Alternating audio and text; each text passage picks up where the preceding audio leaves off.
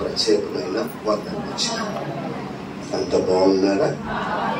దేవునికి మహిమ కలుగుతాక. అలాగే నన్ను ప్రేమతో ఆహ్వానించినటువంటి సేవకులకు, అలాగే ఈ పరిచర్యలో ఉన్నటువంటి వారు, మన సువార్థికులైన సంఘ కాపరికి సహకారంగా ఉన్నటువంటి సహకారులైన అందరికీ కూడా నా ప్రత్యేకమైనటువంటి వందనవచనాన్ని తెలియజేస్తూ ఉన్నాను. దేవునికి స్తోత్రం. మరి మీ మధ్యకి నేను గడిచిన సమయంలో ఒకసారి వచ్చి వింటాను. దేవుని వాక్యం ఏం చెప్పబడతానంటే, గాయములను చేయువాడు ఆయనే, గాయములను కట్టువాడు. గాయాలు అనేవి శరీరానికే కాదు, గాయాలు అనేవి మనసుకు కూడా. మీ అందరికీ గత సంవత్సరం 2024 సంవత్సరంలో మరి మీ ఆత్మీయత అయినటువంటి మా సహోదరుడైనటువంటి మరి సేవకులు జోషాన్ గారు ఈ లోకయాత్ర గురించి దేవుని సన్నిధికి వెళ్ళినప్పుడు మీ హృదయాలు ఎంతో గాయపరచబడతాయి. గతసారి నేను వచ్చినప్పుడు మిమ్మల్ని అందరినీ చూస్తూ ఉంటే చాలా దుఃఖంగా ఉన్నారు, చాలా వేదనతో ఉన్నారు. ఆ రోజు మీ హృదయాలన్నీ కూడా గాయపరచబడ్డాయి. ఆత్మీయ తండ్రి మనల్ని విడిచి వెళ్ళిపోయారు. మళ్ళీ ఆ ప్రేమను మనం పొందుకోగలమా? అలాగే మన సంఘమే అనుకుంటుంది, మన సేవకులు ఏ విధంగా బలపరచబడతాడు, వెళ్ళిపోయి ఉన్నాడు కదా అని అనేక రీతిగా మీరు అనుకుని ఉండొచ్చు. గాయం చేసినటువంటి దేవుడే మీకు ఆ గాయాన్ని కూడా కట్టిన వాడిగా ఉన్నాడు. ఆ రోజు బాధతో ఉన్నారు, ఈరోజు సంతోషంగా ఉన్నారు. ఆ రోజున దేవుని వాక్యం కూడా మోషే చనిపోయినప్పుడు యెహోషువ ఏ విధంగా కృంగిపోయి ఉంటే అతనిని బలపరిచినటువంటి దేవుడు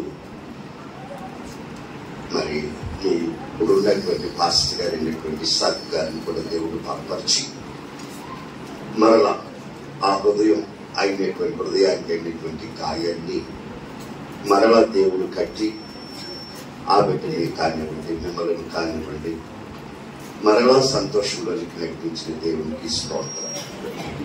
2024వ సంవత్సరం మీకు కొంత బాధ కలిగించేటటువంటిది. మా ఆత్మీయ తండ్రి కూడా 1996 డిసెంబర్ 23వ తేదీన ఈ లోకయాత్ర ముగించారు. నిజంగా ఆయన చనిపోయినప్పుడు ప్రభు సన్నిధికి వెళ్ళినప్పుడు అసలు మేమైతే రక్షించబడినటువంటి కొత్త 95లో జనవరి 1వ తేదీన మేము రక్షించబడ్డాము. 31 సంవత్సరం క్రితం ఆ రక్షించబడినటువంటి సమయంలో మా ఆత్మీయ తండ్రి లోకయాత్ర ముగించాం. ఎంత ఒక సంవత్సరం, 2 సంవత్సరాలు, కొద్ది రోజులు తక్కువ. మా ఆత్మీయ తండ్రి ఈ లోకయాత్ర ముగించినప్పుడు మేము ఒక్క మాటలో చెప్పాలంటే మా కళ్ళ నుండి కారుతున్నటువంటి నీరు కొన్ని రోజుల వరకు ఆగలేదు. కొన్ని రోజుల వరకు ఆగలేదు. ఆడవాళ్ళు అయితే కింద పడి అసలు ఎందుకు వదిలేశారు. ఆత్మీయ తండ్రితో ఉన్నటువంటి అనుబంధం, అసలు మీరు ఒక రకంగా శారీరకమైనటువంటి తండ్రులు చనిపోయినా మనం అంత బాధపడం, మన బంధువులు పోయినా అంత బాధపడం. ఇది ఏంటంటే దేవుని ప్రేమ చేత ఇవ్వబడినటువంటి ఆత్మీయత. ఈ ఆత్మీయతకు హద్దులు లేవు. దీనిని ఇంత ఇలా అని కొలతలు కొలవడానికి కూడా లేదు. అంటే పౌలు గారు యేసు ప్రేమని ఆయన ఎంత ఎత్తు, ఎంత లోతు, ఎంత వెడల్పు, ఎంత పొడుగు అని ప్రయత్నిస్తే ఆయన వల్ల స్తోత్రం. మరలా మీరందరూ సంతోషంగా ఉన్నారు. దీన్ని బట్టి నేను కూడా చాలా సంతోషిస్తూ ఉన్నాను. ఈ సంతోషం యేసయ్యే ఇచ్చిన సంతోషం. అందుకే యోహాను సువార్తలో అంటారు, నా సంతోషం మీలో ఏమవ్వాలంటే పరిపూర్ణత చెందాలి. పరిపూర్ణత అంటే లోపము లేని ప్రేమ, లోపము లేని సంతోషం, పరిపూర్ణ. ఒక చంద్రుడు పొన్నమి రోజున ఏ విధంగా నిండుగా కనపడతాడో, యేసయ్య ప్రేమ కూడా అలా నిండుగా పరిపూర్ణత కలిగిన ప్రేమ. హల్లెలూయా. చాలా సంతోషం. మరి మీ మధ్య ఈ రోజున మరలా నేను ఉండటానికి దేవుడు సహాయం చేసిన వారై ఉన్నారు. దేవునికి మహిమ కలుగును గాక. ఈ రోజున ఒక వాక్య భాగాన్ని చదువుకొని మనం ఆ విధంగా ముందుకు వెళ్ళిపోతాం.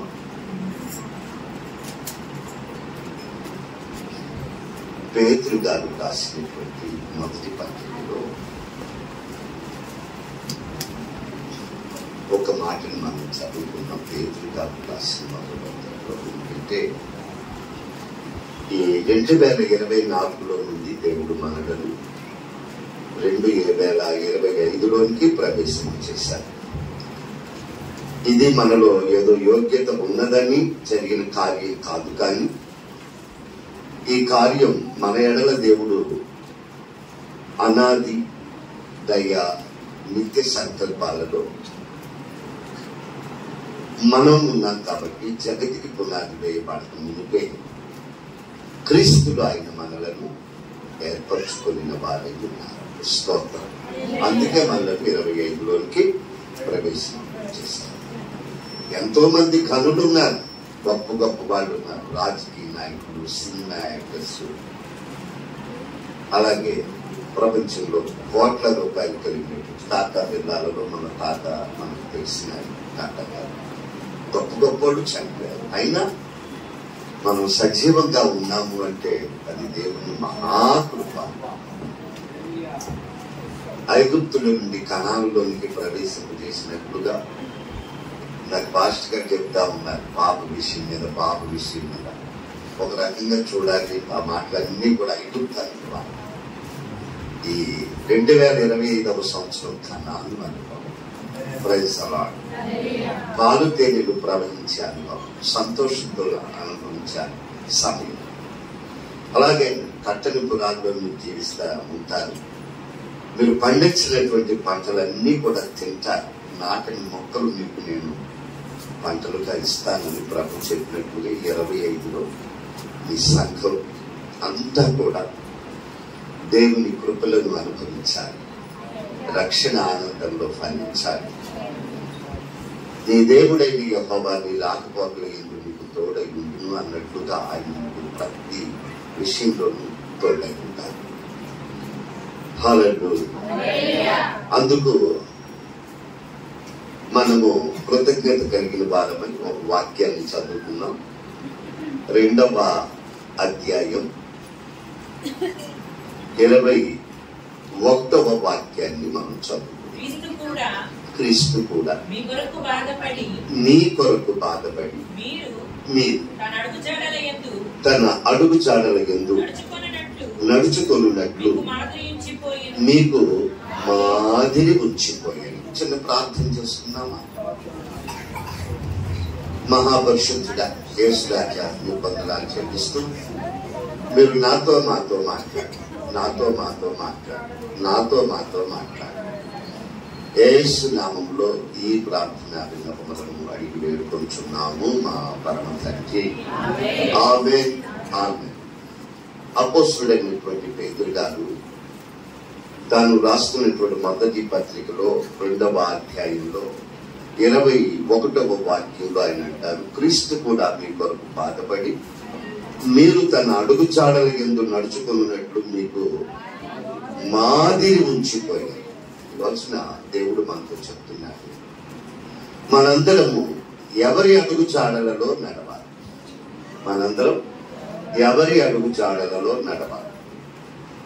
క్రీస్తు మనకు నాయకుడు, క్రీస్తు మనకి శిరస్సు, క్రీస్తు మన జీవితాలను ఒక చక్కటి తీరానికి చేర్చగలిగినటువంటి మంచి నావికుడు.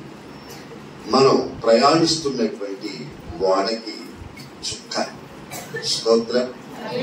అందుకే మనం ఏం చేయాలంటే యేసయ్య అడుగు జాడలలో మనం నడుచుకోవాలి.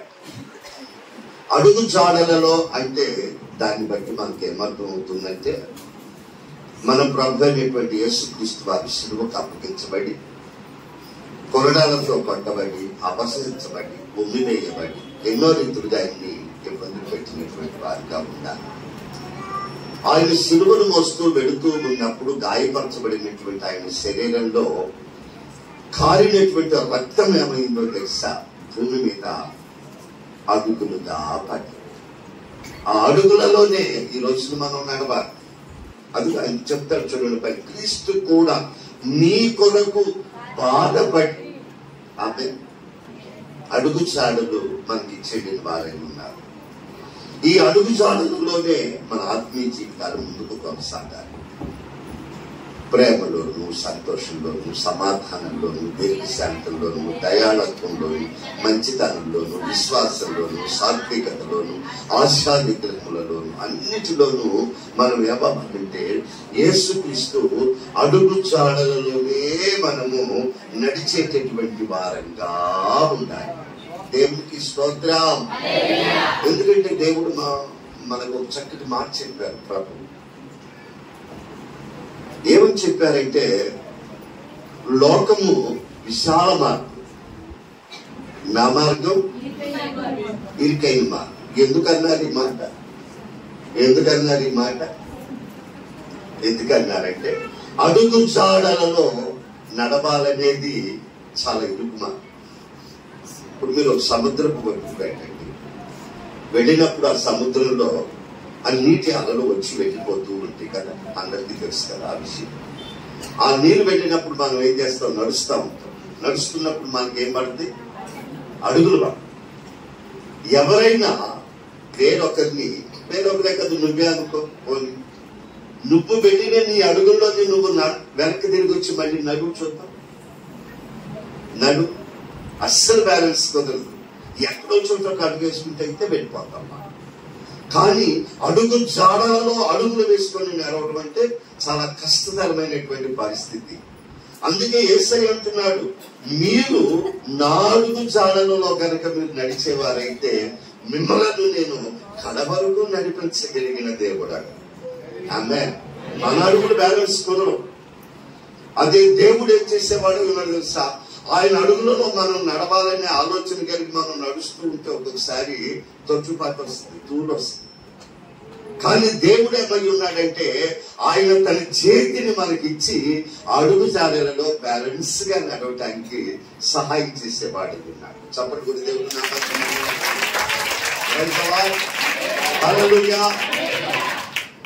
ఆయన కృపాహస్తాన్ని ఆయన మీద ఆధారపడినటువంటి ప్రజలకు అనుగ్రహించేవాడు నజరేయుడైన యేసు.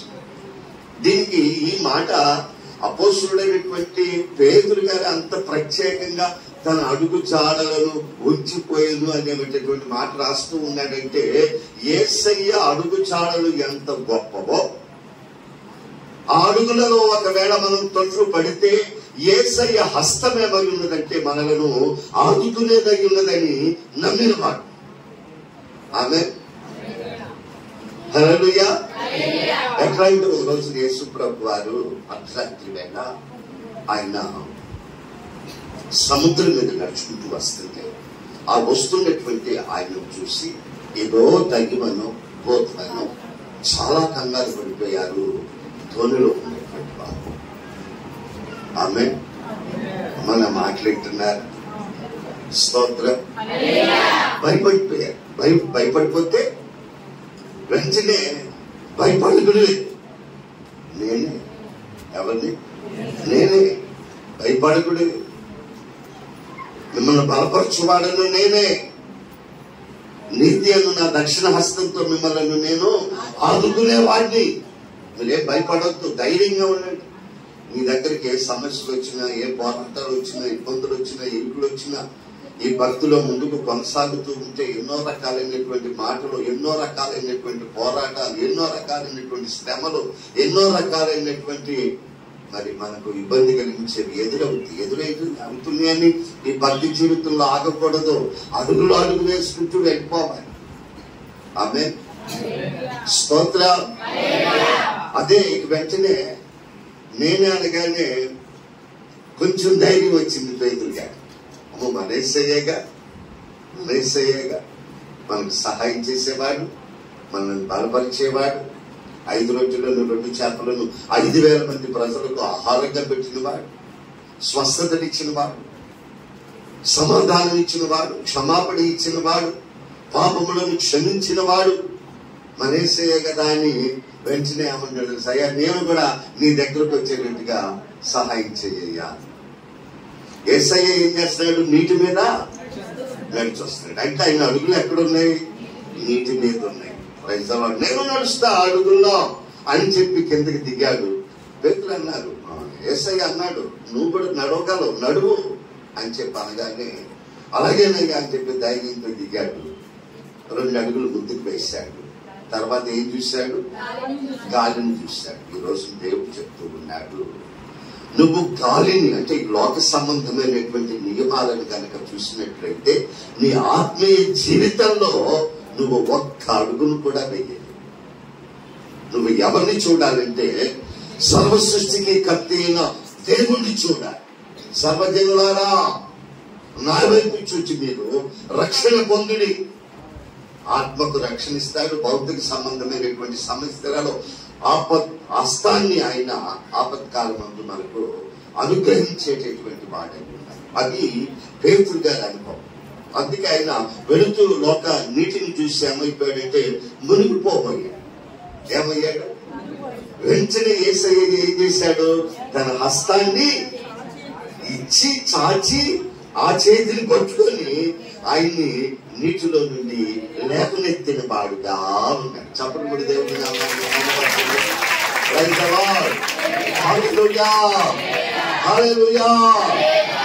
గమనించాలి. ఇక్కడ మనం నేర్చుకోవాల్సింది ఏంటంటే, కొంతమంది ఉంటారు, అయ్యా ఈ రోజు నా హృదయంలో తీసుకున్నటువంటి నిర్ణయం నేను తగ్గిపోనయ్యా, జీవితకాలం అంతా నీ హస్తాన్ని నేను పట్టుకొని నడుస్తానయ్యా అని చెప్పి నిర్ణయాలు తీసుకొని ప్రభువుని వెంబడించే వాళ్ళు చాలా మంది ఉన్నారు. కొద్ది రోజుల తర్వాత ఈ నిర్ణయాలు తీసుకుని కొద్ది రోజుల తర్వాత వ్యాధి వచ్చిందనుకో, ఏమ్మా ఇదే దేవుడు, ఈ దేవుడు నాకు ఈ వ్యాధి ఇచ్చాడో అనుకునేవాడు కొంతమంది. ఆర్థికంగా వ్యాపారంలో నష్టం వచ్చింది, నా వ్యాపారంలో ఎందుకు నష్టం వచ్చింది, దేవుడు దేవిస్తానన్నాగా అనేవాడు కొంతమంది. అలాగే అనేక రకాలైనటువంటి పోరాటాలు ఎదురవుతూ ఉండేటటువంటి అనుభవాలు ఎదురవుతాయి. ఇక్కడ మనము నేర్చుకోవాల్సినది ఏంటంటే, మనం గనక యేసయ్య చేతిని పట్టుకుంటాము అంటే మనం పట్టుకోలేము. యేసయ్యా నీవు నా చేతిని పట్టుకోని కనుక యేసయ్యకి అప్పగిస్తే ఆయన పట్టుకుంటాడు. మనం పట్టుకుంటే విడిచిపెట్టడానికి అవకాశం ఉంది. దేవుడు పట్టుకుంటే నీ జీవిత కాలం అంతా కూడా ఆయనే మంచి కాపరిగా నిన్ను నడిపించేవాడని ఉన్నాడు. దేవునికి స్తోత్రం. ఎవరి చోడలలో మనం నడవాలి. అందుకే దావీదు గారు కూడా ఒక మాట అంటారు. దావీదు గారు కూడా ఏమంటారంటే 65వ కీర్తనలో 2వ వాక్యాన్ని గనక మనం చూస్తే 65:11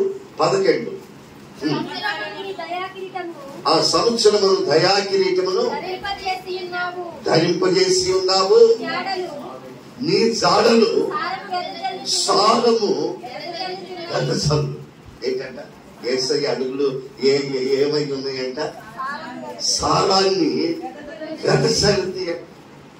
ఇప్పుడు మనం టీవీల్లో చూస్తాము, మాది మిరపపై, మాది పత్తిపై, మాది చెరుకుపై, మాది వరిపై, లేదు ఇంకొక మామిడికాయ, మామిడి తోటలు, ఇలా రకరకాలైనటువంటి వాటికి రకరకాలైనటువంటి మందులు వస్తూ ఉంటాయి.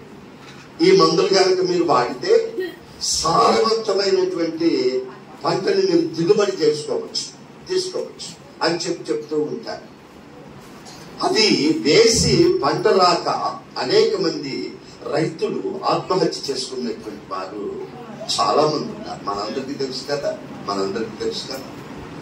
కానీ దేవుడు చెప్తూ ఉన్నాడు, ఆయన అడుగులట సారాన్ని వెదజల్లుతీయట.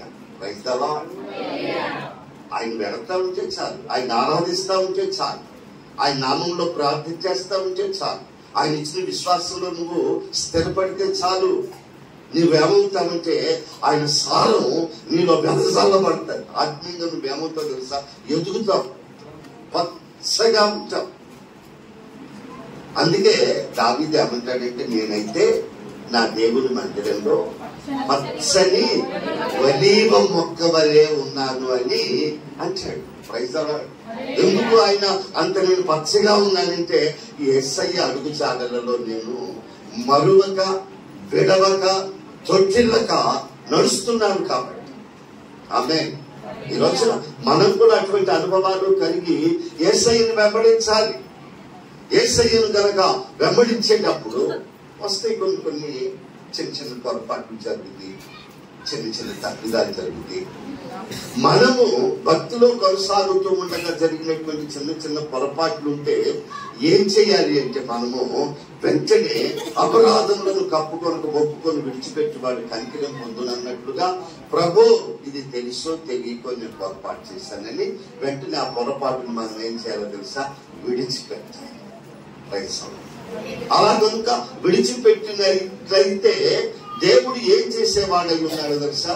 అందుకే దావీదు జీవితంలో ఎదురైనటువంటి చిన్న చిన్న మరి పొరపాట్లను బట్టి ఆయన ఏ విధంగా మాట్లాడుతున్నాడో తెలుసా? చదవండి, అవి చదువుకుందాం, మనము వేగంగా చూద్దాం.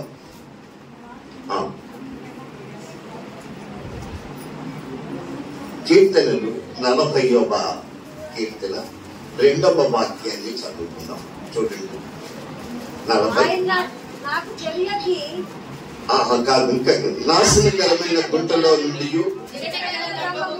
జగతగల దొంగ ఊబులో నుండి ఆయన నన్ను పైకెత్తిను, నా పాదములు బండ మీద నిలిపి నా అడుగులు స్థిరపరిచిన వాడుగా ఉన్నాడు. స్తోత్రం. తను చేసినటువంటి పాపం మీకు తెలుసు, చిన్న చిన్న పొరపాటు. ఆ స్త్రీ విషయంలో తప్పు చేశాడు. అలాగే ప్రజలను లెక్క పెట్టవద్దు నీవు అని చెప్పి దేవుడు చెప్పినప్పుడు ఆ ప్రజలను లెక్క పెట్టినటువంటి వాడుగా ఉన్నాడు. ఈ పొరపాట్లు ఏం చేసినాయి అంటే, ఆయన్ని చాలా బాధాకరమైనటువంటి పరిస్థితులు గుండా వెళ్ళినప్పుడు ఆయన ఏమంటున్నాడంటే, నాశనకరమైనటువంటి గుంటలో నుండి, చీకటి గల దొంగ ఊదులో నుండి ఆయన నన్ను పైకెత్తిన. Praise the lord. హల్లెలూయా. ఎవరైతే బాధలలో ఉన్నారో, ఎవరైతే పోరాటాల్లో ఉన్నారో, ఎవరైతే అవమానకరమైన పరిస్థితులలో ఉన్నారో, అజ్ఞానంతో ఉన్నారో, వాళ్ళందరినీ కూడా దేవుడు ఏం చేసేవాడు ఉన్నాడంటే, లేవనెత్తేవాడు. పేతుర్ని లేవనెత్తాడు, అలాగే నిన్ను కూడా లేవనెత్తుతాను అని దేవుడు ఈ రోజుని ఎంతో చక్కగా చెబుతూ ఉన్నాడు. అలాగే లేవనెత్తి ఆ కాళ్ళను, ఆ పాదాలను ఎక్కడి ఉంచాలనుకుంటున్నాడు? బండ మీద నిలిపి. బండ అంటే ఎవరు? ఆయన కొద్ది రాసిన పత్రికలో పౌలు గారు అంటారనమాట, ఏమంటారు? మీరు అరణ్యంలో వెంబడించినటువంటి బండే మన ప్రభువైన యేసుక్రీస్తు వారు అంటారు. ఆ బండ మీద దావీదు అడుగులను కూడా దేవుడు వాడి ఉంటాడు. గమనించండి, మనం ఎలా ఉండాలని ఈ రోజు దేవుడు కోరుకుంటాడంటే, సారం కలిగినటువంటి వారంగా ఉండాలి. ఎలా ఉండాలి? ఆయన అడుగులు సారాన్ని వెదజల్లు. ఆ సారాన్ని వెదజల్లుతూ ఉంటే ఆయనలో ఉన్నటువంటి ప్రతి సారవంతమైనటువంటి క్రియను మనం స్వతంత్రించుకునేటటువంటి ప్రజలుగా ఉండాలి. ఆమె సారవంతం అంటే ఏంటో తెలుసా? వాక్యం కూడా మనం ఒక పాటలో జరుగుతున్నాం. సారవంతమైన పొలములో రాళ్ళు ఏరియున్న నేలలో, సారవంతమైన పొలములో రాళ్ళు ఏరియున్న నేలలో నాటబడి కనుక ఉండినట్లయితే మనం ఎలా ఉంటాం తెలుసా? సారవంతంగా పచ్చగా ఉంటాం మనం. అందుకే దావీదు గారు కూడా అంటారు, దుష్టుల ఆలోచన చొప్పున నడవక, పాపుల మార్గం నిలవక, అపహాసులు కూర్చుని చోటు కూర్చుండగా, యెహోవా ధర్మశాస్త్రం నుండి దివారాత్రం ధ్యానించువాడు ధన్యుడు. అందులో నీటి కోలవల ఓరని నాటబడినదై ఆకువాడికి తన కాలం ముందు పాములించు చెట్టు వల్లే ఉండును. అతను చేయదంతయో సమరవాళ్ళు చప్పుడు కూడా దేవుడు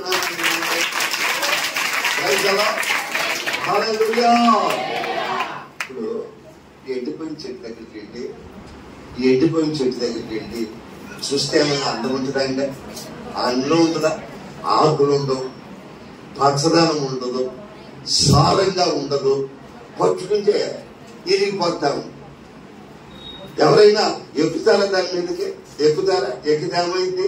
వేరులు పడతాం, నడువులు జారిపోతాం, ఇక గుంచోళం అయిపోతాం, వంగిపోతాం, రకరకాలైన దెబ్బలు కలుగుతాయి. అదే సారవంతమైనటువంటి పచ్చగా ఉన్నటువంటి చెట్టు దగ్గరికి వెళ్ళి చూస్తేనే అందం. దాని మీద ఒక్కడు కాదు, నలుగురు కాదు, 10 మంది ఎక్కినా ఏది కాదు. అందుకే ఆయన అంటాడు, మిమ్మల్ని మీ తల్లి మర్చినా తండ్రి మర్చినా నేను మిమ్మల్ని మర్చే దేవుడు కాదు. సారవంతమైన అనుభవం కలిగిన వాడు. మీరు ఎంతమంది నా భుజాల మీదకి ఎక్కుతారో ఎక్కడే మిమ్మల్ని అందరినీ నేను తల్లి తన బిడ్డలను ఏ విధంగా ఆడిస్తుందో, కాళ్ళ మీద ఆడిస్తుందో, భుజముల మీద ఆడిస్తుందో, ఆంచుకుంటుందో రొమ్ము మీద, ఆ విధంగా మిమ్మల్ని నేను ఆడించే దేవుడునని ఈ రోజున మనతో దేవుడు మాట్లాడుతున్నాడు. Praise the lord. Hallelujah, hallelujah. ఈ రోజున ఇంతే కాదు, ఇంకా కనుక వాక్యంలో కనుక మనం చూసినట్లయితే ఈ అడుగుచాడలు యేసయ్య ఇచ్చినటువంటి ఈ అడుగుచాడలలో నడవాలని మంచి నిర్ణయాన్ని తీసుకున్నటువంటి వాళ్ళు ఎవరైనా ఉన్నా వారు ఆధ్యాత్మికంగా కొన్ని ఉన్నతమైన అనుభవాల గుండా వెళ్లేవారుగా ఉంటారు. స్తోత్రం, హల్లెలూయా. కష్టంగా ఉంటది. యేసయ్య మార్గంలో నడవడం అంటే కష్టంగా ఉంటది. పెళ్లిళ్ళకి వెళ్ళకూడదు, అంగులు పెళ్లిళ్ళకు, పేరెంటాలకు వెళ్ళకూడదు, అలాగే పుష్పావతి బంతులకు వెళ్ళకూడదు, పెద్ద దినాలకు వెళ్ళకూడదు, చిన్న దినాలకు వెళ్ళకూడదు, విగ్రహారాధనకు వెళ్ళకూడదు, పాప సంబంధమైన నియమాలకు వెళ్ళకూడదు, జాతరలకు వెళ్ళకూడదు.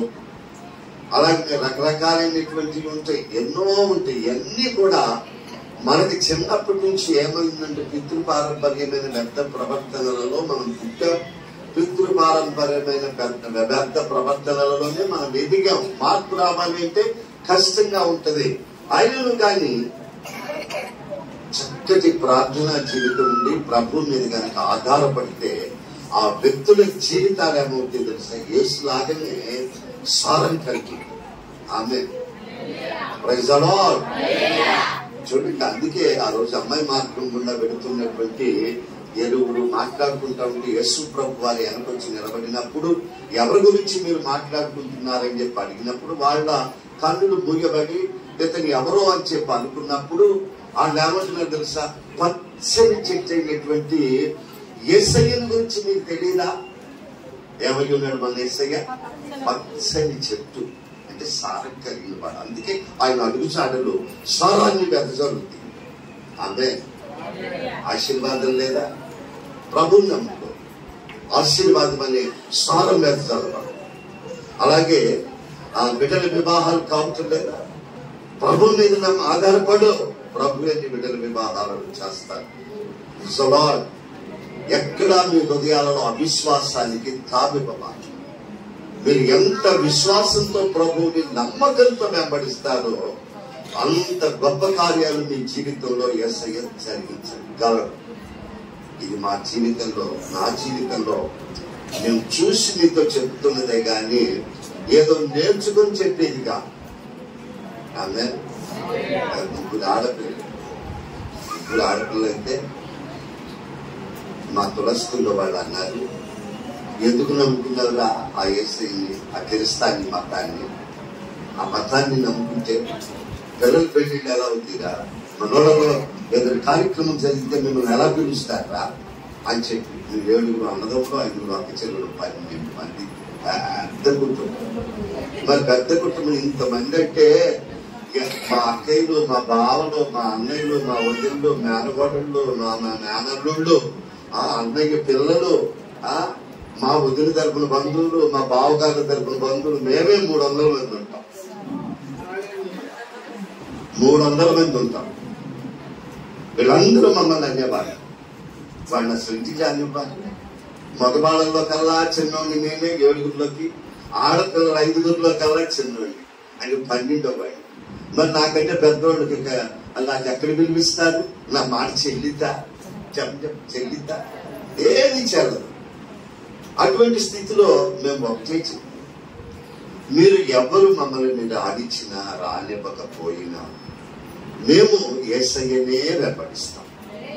ఆయన నిత్య జీవం కలిగిన వాడు, ఆయన పునరుద్ధానుడు, ఆయన పవిత్రుడు, పరిశుద్ధుడు, నిష్కల్మషుడు, దేవుని చేత పంపబడినటువంటి దేవుని గొర్రె పిల్ల.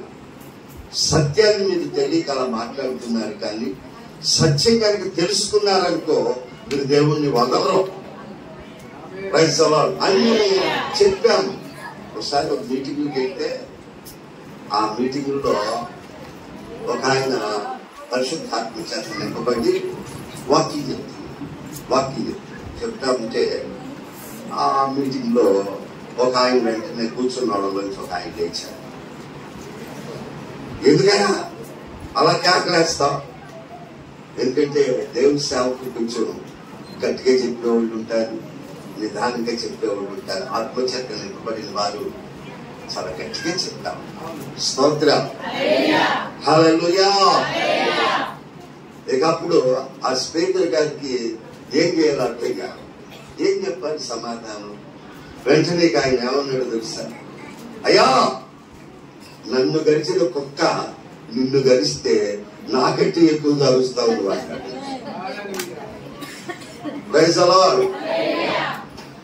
సమాధానం అలా ఉంటుంది. మరి కొంతమంది గట్టిగా చెప్తారు. దేవునికి స్తోత్రం. అలాగే మా అన్నయ్యలు, అత్తయ్యలు ఎంతో మంది అభ్యంతరం పెట్టినా ఒక రకంగా చెప్పాలంటే మా అన్నయ్యలు, అత్తయ్యలు బాగా ధనవంతులు. అందరిలో కల దరిద్రుడు ఎవరైతే నేనే. అన్నిటికంటే దరిద్రుడు నెత్తి మీద 30 పెడితే 10 రూపాయలు కొను. విజయవాడ మాది సత్యనారాయణపురం బాబాజీ పేట 4వ లైన్. సత్యనారాయణపురం రైల్వే స్టేషన్ ఇక్కడే. అటువంటి నన్ను అనేక మంది హేళన చేసి ఇబ్బందులు పెట్టి ఎన్నో రోజులుగా బాధ పెట్టిన మేము యేసయ్యను వెంబడించడం మానలేదు. ఎప్పుడైతే మా అయిన వాళ్ళందరినీ తిరస్కరించామో దూరంగా వాళ్ళు అన్నారు నిన్ను రానివ్వాలి. నేను ఒకటే అన్నా, మీరు నన్ను రానిచ్చేదైతే అసలు మిమ్మల్ని నేనే వేస్తాను కొండే, మీది అసలు నాకు పనే లేదా అని చెప్పా అన్న. సరే ఎట్లా పెళ్లికి చేస్తావు, నీకు ముగ్గురికే నేను చూస్తా అని చెప్పాను. సరే దేవుడు చూసుకుంటాడు ఆయన. ఈ రోజున నా 3 బిడ్డల పెళ్లిళ్ళు నా దేవుడే జరిగించాడు. పెద్ద పాపకి 2 బిడ్డలు, 2వ పాపకి బాబు, 3వ పాపకి పాప, 3 అల్లుళ్ళు విజయవాడ. వైజాగ్ ఇక్కడే మన బిఎస్ఎన్ఎల్ ఆఫీసు దగ్గరే మెడికల్ షాప్ పెట్టారు. 2 అల్లుళ్ళు షారులో ఉంటారు. ఈ మధ్య కూడా వచ్చారు. చూస్తే గుర్తుపడతారు. 3 ఆయన బ్యాంకులో చాలు. 3 ఇక్కడే కనిపించారు. 3 బిడ్డలు ఉన్నంతలో సంతృప్తి కలిగి వాళ్ళకు గొప్పగా ఆస్తులు లేకపోయినా యేసు అడుగు చాడల్లో వాళ్ళు నడుస్తూ దేవుని యందు భయభక్తులు కలిగి ఉండటం ద్వారా వాళ్ళ జీవితాలను దేవుడు ఎంతో చక్కగా ముందుకు నడిపిస్తా ఉంటారు. ఆమేన్. ఒక అనుభవం. 2వది, మొదలుగా రక్షించారు దేవుడు మా కుటుంబంలో ఉన్న నాకు, నా భార్యకి, అలాగే నా 3 బిడ్డలకి, 3 అల్లుళ్ళకి, ఆ మనవళ్ళు, మనవరాళ్ళు అందరూ దేవుళ్ళో ఉన్నారు. దేవునికి స్తోత్రం. నా కుటుంబ సభ్యుల్లో ఎవ్వరూ దేవుళ్ళు లేరు. వాళ్ళు లేరు, నేనున్నానని ఆనందించటం కాదు, వాళ్ళు నన్ను తిరస్కరించినా కానీ దేవుడు నన్ను ఎంతగా దీవించారు. వారు దేవుళ్ళలోకి రాలేకపోయారు. మేము ఎప్పుడు చెప్తూనే ఉంటాం. ఈ రోజున దేవుని విషయంలోనికి కూడా వస్తే మా ఉన్నటువంటి 6 అన్నయ్యలు 5 అక్కయ్యలు 11 మంది కంటే అందరికంటే కూడా ఎక్కువగా దేవుడు నన్ను దీవించాడు. వాళ్ళు అలా అంటారు, నిజంగా నువ్వు ఆరాధించే దేవుడే గొప్ప పాట. నిజంగా నీ దేవుడు ఎంత పైకి హెచ్చించాడు. చక్కటి ఇల్లు కట్టుకున్నావు, చక్కటి భార్య, చక్కటి బిడ్డలు, చక్కటి మనవళ్ళు మనవరాలు, వాళ్ళు కలిగిన దానిలో బాగుండాలి. దేవుని బట్టి సంతోషంగా ఉన్నారు. మేము ఇంకా ఉన్న ఆస్తులన్నీ పోయి దరిద్రతను అనుభవిస్తున్నటువంటి వాళ్ళు ఉన్నారు. వాళ్ళకి చెప్తే ఎప్పటికీ చెప్తారు, దేవుడిని నమ్ముకోండి, ఆయన అడుగుచాటంలో నడవండి. ఆయన మిమ్మలను మీ కుటుంబాలను వాక్యం చెప్తుంది కదా, కన్యలనేవి, పెద్దలనేవి, వృద్ధులనేవి అందరినీ భూమి ఆకాశాలను సృజించిన యెహోవా ఆశీర్వదించువాడై ఉన్నాడు. ఆమేన్. అటువంటి దేవుని దగ్గరికి మనం రావాలి. ఎందుకంటే మనల్ని సారంగా నింపేటటువంటి దేవుడు, పచ్చగా ఉండాలని నిలిపేటటువంటి దేవుడు మనం ఆరాధించేటటువంటి దేవుడు. ఓకే, ఇక దేవుడిని కనుక మనం నమ్ముకుంటే ఆయన ద్వారా మనకు కలిగేటటువంటి అనుభవాలు మేలులే. చూడండి 85వ కీర్తన 85 కనుక తీస్తే చూడండి 85 13వ వాక్యం. నీతి ఆయనకు ముందుగా నడుచును, ఆయన అడుగు జాడలలో అది నడుచును. నీతి అనేది ఆయనకు ముందుగా నడుస్తుంది, ఆయన అడుగు జాడలలో నడుస్తుంది. ఎవరి అడుగు జాడల్లో? యేసయ్య అడుగు జాడల్లో. ఆమేన్. ఆయన అడుగు జాడలలో నడవాలి అని నీతి కోరుకుంటుంది. అంటే గమనించండి, మనకొక నీతి ఉంది. మన నీతి ఎటువంటిది? మురికి గుడ్డల. అవునా కాదా? మన నీతి మాట బాగోదు. యేసయ్య దగ్గరికి రాకముందు మన మాట బాగోదు, మనసు బాగోదు, చూపు బాగోదు, ఆలోచన బాగోదు, తలంపులు బాగోవు, క్రియలు బాగోవు. కొత్త సినిమా వచ్చిందంటే మొదటాకే చూడాలి మనం ఉదయాన్ని. తన్నులు తిన్నా పర్వాలేదు, బట్టలు చిరిగిపోయినా పర్వాలేదు, ఒళ్ళంతా గాయాలైనా పర్వాలేదు, మొదట చూడాలి. నేను తెగ చూసేవాడిని రంభా ఊర్వశి మేనక థియేటర్లు కట్టినటువంటి సమయంలో 72లో పడిపంతులు సినిమా వచ్చింది. మన హీరోయిన్ శ్రీదేవి ఎంత పిల్ల? 8 ఏళ్ళు 7 ఏళ్ళ పిల్ల. అంతే. నా వయసు కూడా అదే. శ్రీదేవి వయసు ఆ వయసు ఒకటే. ఆవిడ మేకప్పులు కొట్టి ఎంత కొట్టుదో, మనమేమో మేకప్పులు కొట్టగిచ్చుంటాం. పర్వాలేదు, మనందరినీ దేవుడు చూసి మెచ్చుకుని అందం, మోసకరం, సౌందర్యం. ఆమె ఎటువంటి చావు చనిపోయింది ఆవిడ. ఊరిని అనుకున్నాం శ్రీదేవి. స్నానం చేయడానికి వెళ్తే టబ్బులో పడిపోయి చచ్చిపోయింది. నిజంగా ఈ రోజు మనం సజీవంగా ఉన్నాం. స్తోత్రం, ప్రైజ్ ది లార్డ్. ఎందుకు సజీవంగా ఉన్నాం? అడుగుజాడలు ఎందుకు మనం నడుస్తాము. ఆ సినిమా ఆడికేటప్పుడు నేను ఈ రంభా ఊర్వశి మేనక మెక్నెస్ గోల్డ్ అనేటటువంటి ఇంగ్లీష్ పిక్చర్, ఫస్ట్ పిక్చర్ అప్పట్లో ఊర్వశిలో 70 mm. అమ్మో, అప్పట్లో ఆ పిక్చర్ రిలీజ్ అయిందంటే ఒక్కొక్కళ్ళు మన ఇండియాలో, మన విజయవాడలో 70 mm English picture, colour picture. ఇంత గొప్పదా మన విజయవాడ అనుకున్నారు ఊర్వశి థియేటర్. మరి అలా దిగాం మనం, అలా చేశాం, అలా చేద్దాం. అటువంటి వారులను మనలను దేవుడు ఏం చేశాడు తెలుసా? ఏర్పాటు చేసుకుని ఆయన అడుగు జాడలలో నడవటానికి సహాయం చేస్తున్నారు. స్తోత్రం. మన నీతి మురికి గుడ్డలాంటి అటువంటి నీతి కలిగినటువంటి మనలను దేవుడు ఏం చేశాడో తెలుసా?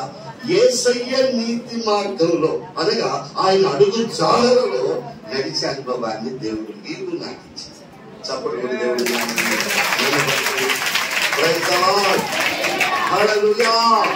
నీతి ఆయన అడుగు జాడలో నడుచుంది. మనం కూడా యేసు రక్తంతో కలగబడ్డాం కాబట్టి మనమేమై ఉన్నాం, నీతిమంతులమై ఉన్నాం. అబ్రహాము దేవుని నమ్మెను, అది అతనికి నీతిగా ఎంచబడను. ఆమేన్. అబ్రహాముకి చేసినటువంటి ప్రతి ఆశీర్వాదపు వాగ్దానం మన ప్రభు అయిన యేసు క్రీస్తులో నుండి దేవుడు మనకు అనుగ్రహించిన భాగ్యం. నా మాటలు అర్థమవుతుంది అనుకుంటున్నా. Praise the lord. హల్లెలూయా. నీతిగా బ్రతకాలి. మనం రోజుకొక మాట, గంటకొక మాట మాట్లాడుకుంటాం. మనం నేర్చుకోవాలి. ఆమేన్. కొంతమందిలో నిన్నున్న మాట ఈ రోజు ఉంటే వాడు ఉన్న మాట రేపు. నిన్న నేను అన్నానా ఆ మాట అని ఎదుటి ఓట్లు ఇచ్చి మనల్ని తప్పులో త్యాగం చూసేటటువంటి వాళ్ళు కూడా ఉన్నారు. సేవకుడు అంటాడు నీతి తప్పినోడు అంటే కోతి కంటే చెడ్డోడు. నీతి తప్పిన వాడు కోతి కంటే చెడ్డవాడు. కోతి ఒక చోట ఉంటుందా, ఎటు గీరుకుంటుంది, అటు గీరుకుంటుంది, అట్టే గిరింది, ఇట్టే గిరింది, తోక పట్టింది, చుట్టేసుకోవడం, కొమ్మకి ఇటు తిరిగింది, అటు తిరిగింది, ఎవరు గట్టా ఉండి చేతుల్లో కొంచెం అరటికాయలు లాక్కెళ్ళింది, కొబ్బరి సిప్పలు లాక్కెళ్ళింది. దాని బతికే బస్ స్టాండ్. అటువంటిది కాదు మన నీతి. మన నీతి ఎటువంటిదంటే సర్వ సృష్టికి కత్తి అయినటువంటి దేవుని ఆరాధించే నీతి. మన హృదయాలలో యేసుక్రీస్తుని సంపూర్ణంగా ఫిల్ అంటే నింపుకునేటటువంటి నీతి.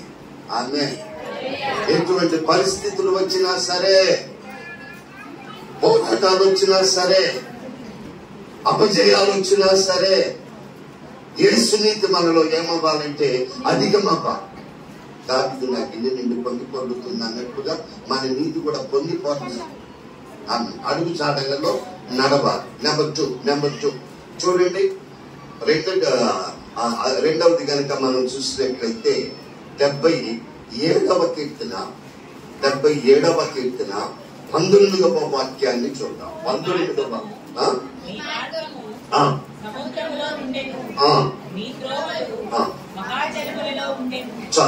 దేవునికి స్తోత్రం. ఏమంటాడు 77, 19 ఎంతో చక్కగా చెప్తూ ఉన్నాడు. నీ మార్గము సముద్రంలో ఉండెను, నీ త్రోవలు మహాజలములలో ఉండెను, నీ అడుగు జాడలు గుర్తింపబడక ఉండెను. మనుష్యులకు దేవుని అడుగు జాడలు కనపడతాయి. ఎవరికి కనపడుతున్నాయా అంటే ఆయన ఆత్మచేత నింపబడిన అనుభవం కలిగిన వారికే అడుగులు కనపడతాయి. అందరికీ కనపడవు. సముద్రంలో మార్గంలో అడుగులు ఉన్నాయి. అందుకే ఆయన ఉంటాడు యేసయ్య, నేను మార్గమును, నేనే సత్యమును, నేనే జీవమును, నా ద్వారా తప్ప తండ్రి అయినటువంటి దేవుని రాజ్యమునకు ఎవ్వరూ చేరలేడు. స్తోత్రం.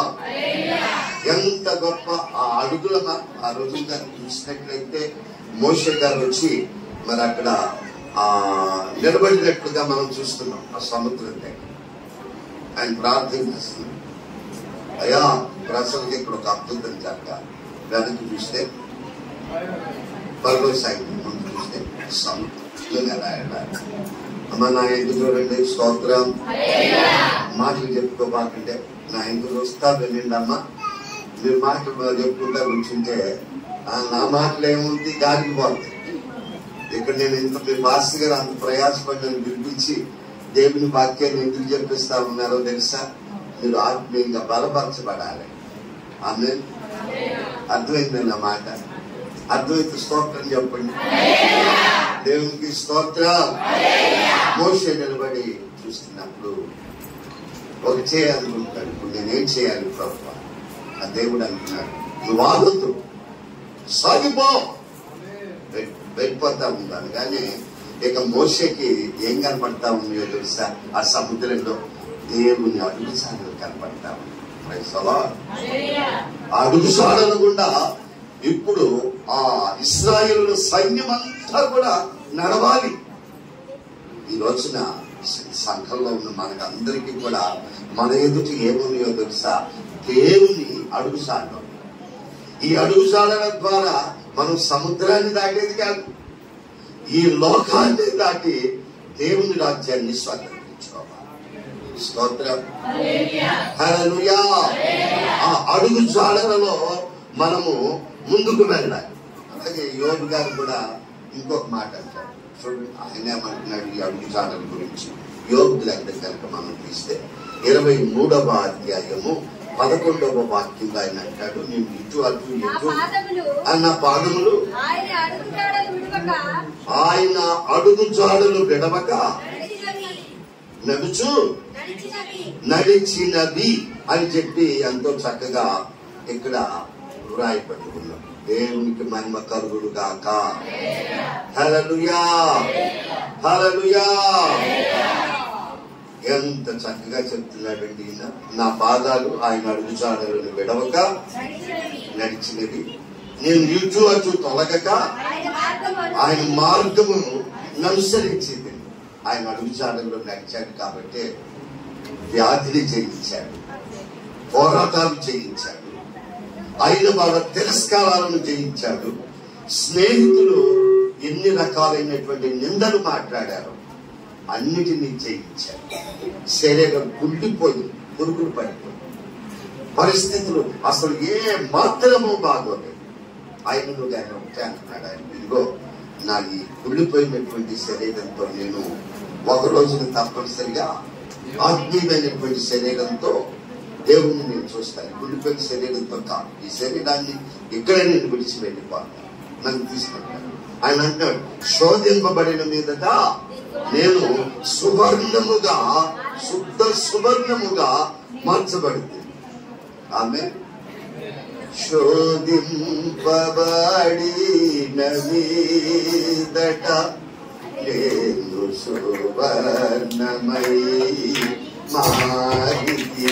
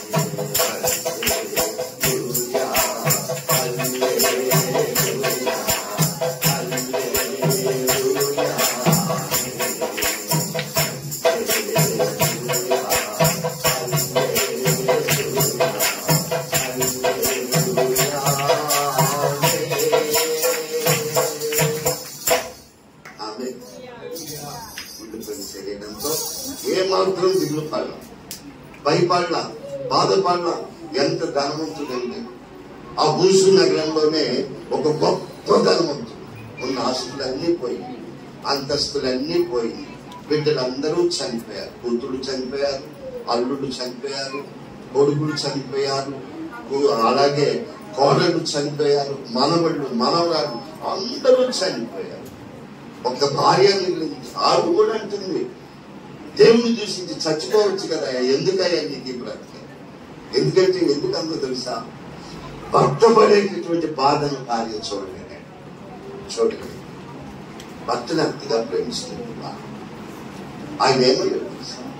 ఒళ్ళంతా పుల్లుబడిపోయినటువంటి ఆయన గీరు తోటానికి గోడు లేక అక్కడ ఉన్నటువంటి చిన్న పెక్కులు తీసుకొని ఆ చిన్న పెక్కులతో గీరు గుంచున్నాడు.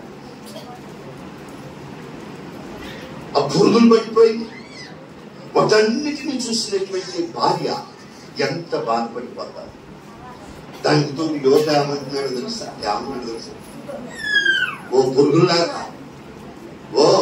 పురుగులారా, దేవుడు నన్ను మీకు ఆహారంగా ఇచ్చేయడం తినండి అని చెప్పి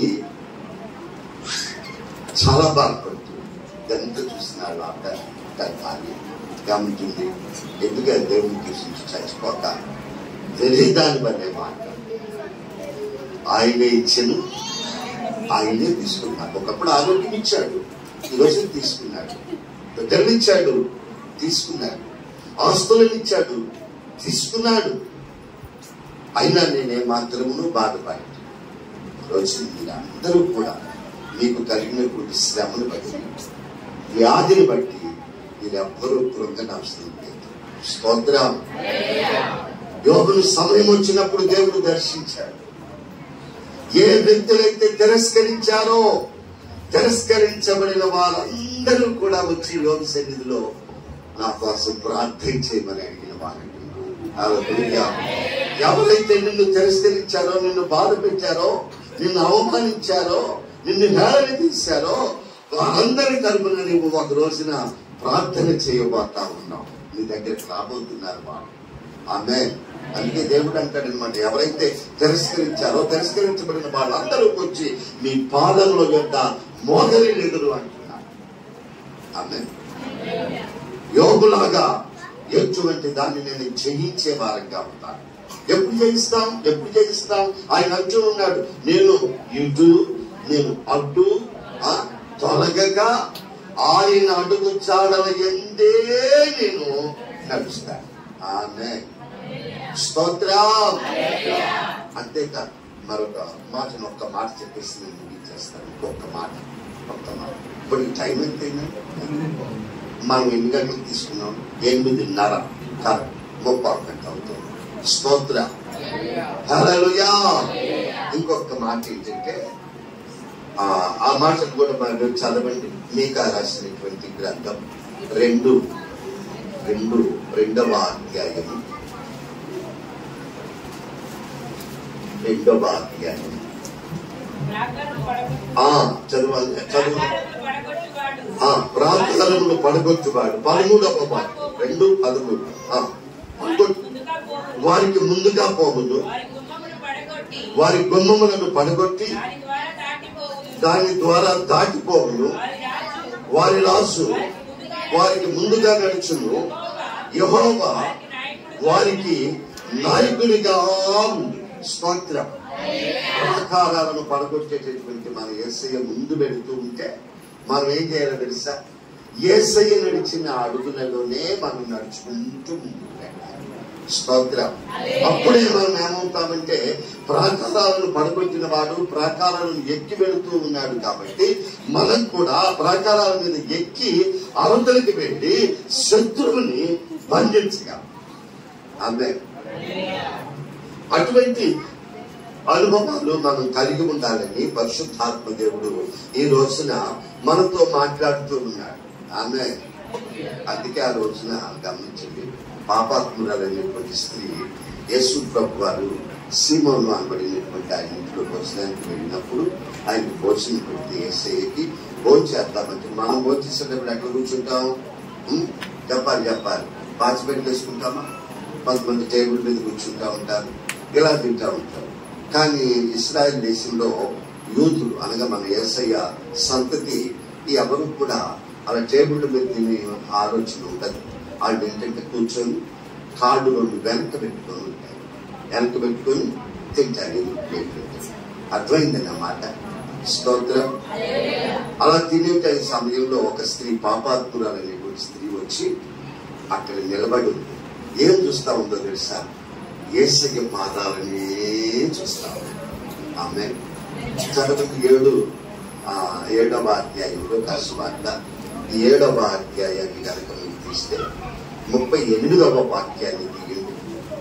30 ఆయన పాదముల యొద్ద నిలబడి వెనక తట్టు ఆయన పాదముల యొద్ద నిలబడి ఏడ్చుచు కన్నీళ్లతో ఆయన పాదములను తడిపి చాలు. తర్వాత ఎన్ని మనకు తెలిసింది. ఇక్కడ పాయింట్ ఏంటంటే యేసయ్య పాదాలనే చూస్తాము. అక్కడ నుండి యేసయ్య కనుక లేచి వెళితే ఆయన వెళుతున్నటువంటి అడుగు చాడలలోనే నా జీవితం కొనసాగాలి. స్తోత్రం. నా జీవితం యేసయ్య అడుగు జాడలలోనే వెళ్ళాలి. అందుకే ఈవిడ హృదయంలో ఉన్నటువంటి తీర్మానాన్ని గ్రహించినటువంటి యేసయ్య ఏమంటున్నాడు తెలుసా? అమ్మా, నీ పాపములన్నీ క్షమించబడి సమాధానము గల దానివే వెళ్ళు. ఆమె సమాధానం కలిగితే ఏంటంటే మనం ఆరాధించేటటువంటి దేవుడు సమాధానమునకు కర్త అయిన దేవుడు. ఆమె ఆ సమాధాన సంబంధమైనటువంటి మార్గంలో నువ్వు వెళ్ళు అనగానే ఇక యేసయ్య అడుగు చాడలలో వెళ్ళటం ఆ స్త్రీ నేర్చుకున్నాడు. ఇందాక ప్రాకారాలను పడగొట్టేటటువంటి చోటులో ఆయన అడుగు చాడలు గుండా వెళితే మనం ఏం కైవసం చేసుకుంటామంటే విజయాలను కైవసం చేసుకుంటాం. ఆయన అడుగు చాడలు ఎందుకనక మనం నడిచినట్లయితే మనం సమాధానాన్ని స్వాతంత్రించుకుంటాం. దేవునికి స్తోత్రం. హల్లెలూయా, హల్లెలూయా. మనం ఆయన అడుగు చాడల్లో నడిచే వారిని పచ్చగా ఫలిస్తాం. ఆమేన్, ఆమేన్. ఈ రోజున మోషే జీవితాన్ని కూడా చూసినట్లయితే ఆయన ఎలాగున్నాడో తెలుసా? పచ్చగా సారం కలిగిన వాడుగా ఉన్నాడు. వృద్ధాప్య దశలోకి వచ్చి దగ్గరగా మరి 120 సంవత్సరాల లోపుగా ఉన్నటువంటి ఆయన 91వ కీర్తనలో అంటాడనమాట. ఒక మాట చదవండి. 91వ కీర్తన 91వ కీర్తనలోనికి కనుక మనం పెడితే అక్కడ ఆ మాట చదువుతున్నాం. 91వ కీర్తన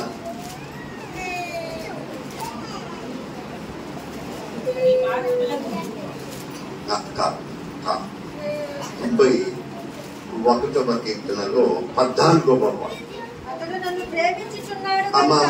కాదమ్మా 92:14 యెహోవా అనియు లేదనియు ప్రసిద్ధి చేయుటకై వారు ముసలితనమునందు ఇంకా చిగురు పెట్టుదురు, సారును కలిగి పచ్చగా. దేవునికి స్తోత్రం. ఎందుకు మోషే పచ్చగా సారం కలిగి ఉన్నాడో తెలుసా? తనకు అప్పగించబడినటువంటి బాధ్యతలు ఎంతో నమ్మకంగా ఉన్నాడు. దేవుని ఇల్లంతటిలో నమ్మకమైన వాడు మోషే. ఆమేన్.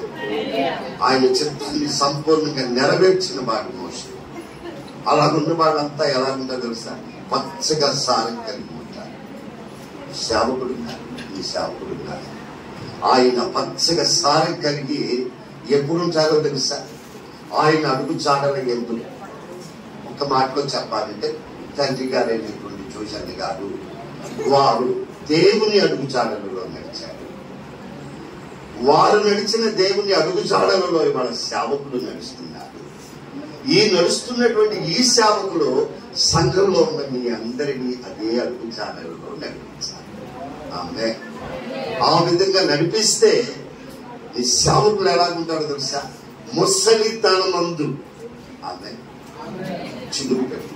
నా వయసు 65 ఏళ్ళు. నా వయసు 68 సంవత్సరాల క్రితం నాకు హార్ట్లో చిన్న ప్రాబ్లం ఉందని డాక్టర్ వచ్చింది. అది చెప్పినప్పుడు ఆయన అన్నాడు, ఆ ప్రాబ్లానికి వెంటనే మీరు రేపు ఉదయంగానికి వచ్చేస్తే 4 లక్షలు తీసుకొని వస్తే వెంటనే ఇంజనీరింగ్ చేసి అవసరం అయితే స్టెమ్ సెల్స్ చేద్దామని చెప్పన్నాడు. అలాగే అని చెప్పాను. వచ్చేసాను. ప్రభు సన్నిధిలో కూర్చొని ప్రార్థన చేశాను. దేవుడేమో సమాధానం ఇవ్వగలరు.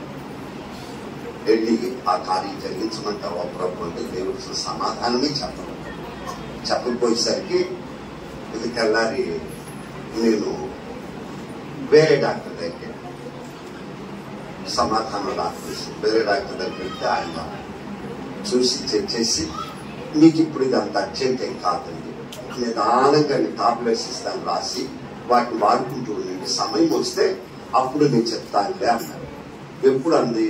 2017వ సంవత్సరం 6వ నెలలో అన్నట్టు. ఇది 2025వ సంవత్సరం 1వ నెల. అంటే 7 సంవత్సరాల 6-7 నెలలైతే సుమారు. ఇంత మట్టికి 7 సంవత్సరాల 6 నెలలలో 7 నెలలలో అసలు సమస్య అనేది లేదు. సపోర్ట్ కొట్టు దేవుడు, సమస్య అనేది లేదు. 7 సంవత్సరాల 7 నెలలు.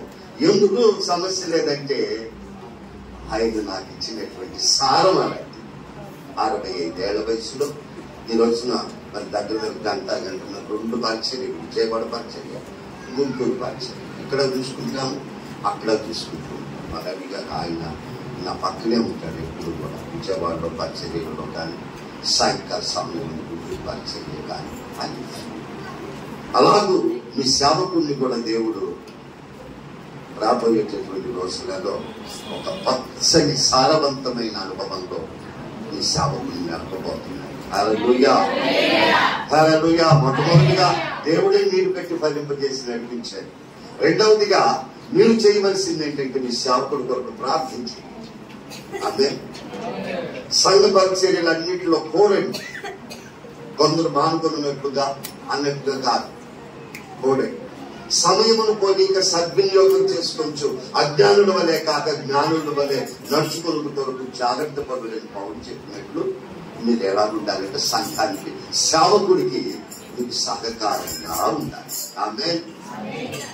రాబోతున్నటువంటి రోజులలో దేవుడు మీ సంఘ పక్షాన గొప్ప కార్యాలను చేయబోతా ఉన్నాడు. ఎందుకంటే మీ సేవకుడు సమాధాన సంబంధమైన సువార్తను ప్రకటించేవారు. ఆమేన్. రక్షణ సువార్తను ప్రకటించేటటువంటి వారు. హల్లెలూయా. అలాగే సువార్తను, యేసుక్రీస్తుని పరిచయం చేసేటటువంటి వారు. వారిని దేవుడు ఏమని చూడలేదు తెలుసా? వారి పాదాలను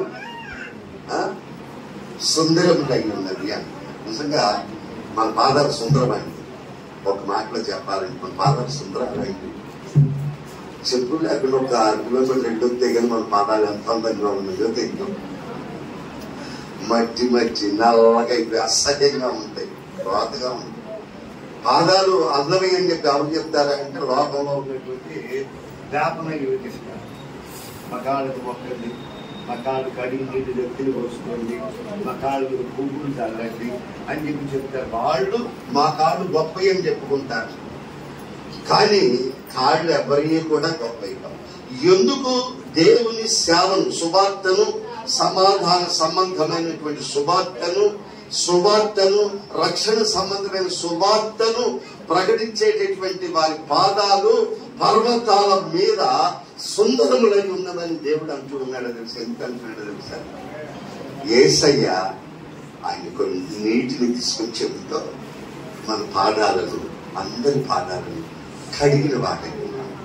ఎప్పుడైతే యేసయ్య మన పాదాలు కడిగాడో అప్పుడు మన పాదాలకు ఏమొచ్చింది అంటే సుందరతనం వచ్చింది. ఆమేన్. అంతే తప్ప మన పాదాల్లో గొప్పతనం ఏముండదో. హల్లెలూయా, హల్లెలూయా.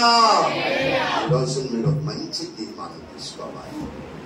ప్రభువా, నా జీవితకాలం అంతా దావీదులాగా నీ అడుగుచాడులో నడుస్తాను.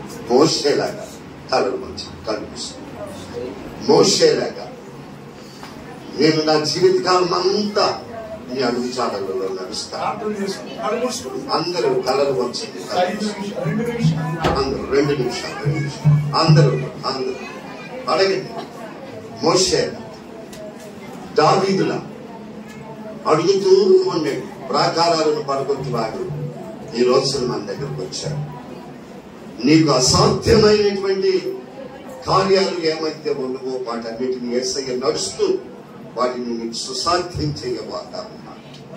నీ వ్యాధిని, నీ బాధని, నీ పోరాటాన్ని, నీ కన్నిటిని అనేటటువంటి ప్రాకారాలన్నింటినీ ఆయన పడగొట్టబోతున్నాడు. నువ్వు వాటి గుండా నడిచి వెళ్ళాలి. నువ్వు విజయాల పరంపరలో ముందుకు కొనసాగాలి.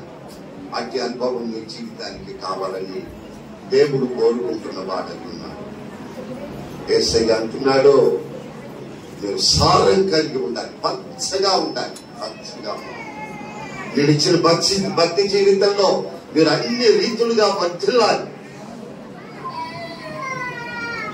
అందరూ మంచి తీర్మానం తీసుకుని